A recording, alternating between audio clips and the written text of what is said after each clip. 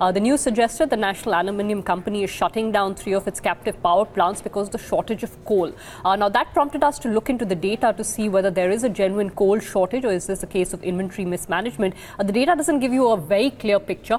It suggests that there is some shortfall in terms of output from Coal India, but it also suggests that perhaps power companies were running thin on inventories. But trying to get a clearer picture on this, Rakesh Jain of Feedback Infrastructure is joining us on Skype. Very good afternoon to you, Rakesh. Thanks for taking the time to speak with us. What is your sense of what's going on in terms of this coal situation? Because if you look at the data, it doesn't entirely look like Coal India is at fault. They are slightly short of their targets, but it's like some 3-4% kind of shortfall compared to the annual targets.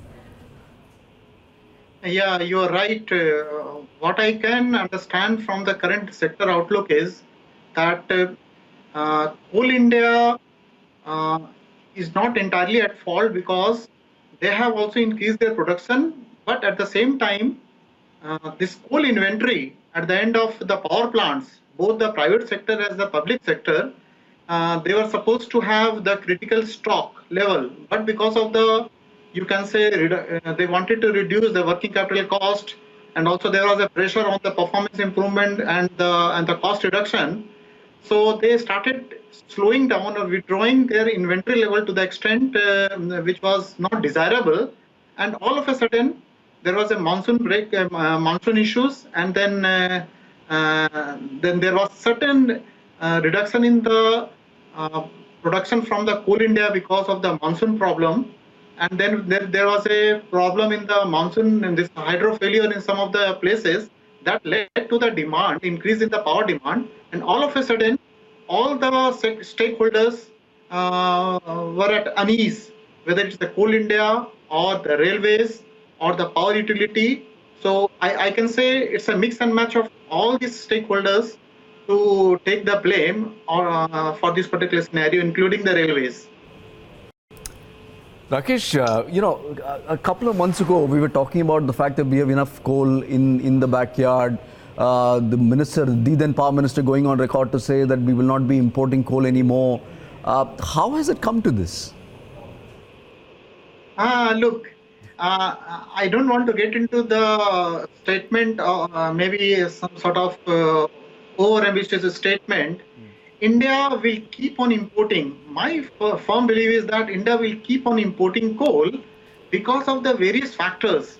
It may be 95 million tons, it may be 100 million tons, it may be 125 to 150 million tons, depending upon various scenarios. Now, why the coal in India will still be importing the coal? First is, there are lots of coastal power plants, which is run by both private sector as well as the public sector. Now, for some reason or another, public sector took the call that they will not import. But at the end of the day, the logistics cost, the landed cost of coal to the power plant in heat value basis, that is very, very critical. So, in case there is a increase in the demand of power, and then there is a logistics cost and the landed cost of coal at the power plant is high, as compared from the domestic coal as compared to the international coal, maybe from South Africa or maybe from Indonesia, India will keep on importing. And then there are issues in relation to the boilers of the power plant because they are configured to the extent of utilizing, let's say, 50-60% imported coal, either in Indonesian coal or the South African coal or a mix and match of the same. So, giving the statement that India will be zero importing coal importing country, it may be a over-ambitious statement. What I can see is that 100 to 125 million tons of coal will keep on importing, and in case there is an increase in the demand of power, maybe in the next two years timeline, and there is a expectation which is there from Coal India to increase its coal production, if it doesn't materialize to that extent, then India might start looking into the northward side of the coal import. So we feel that zero import coal is not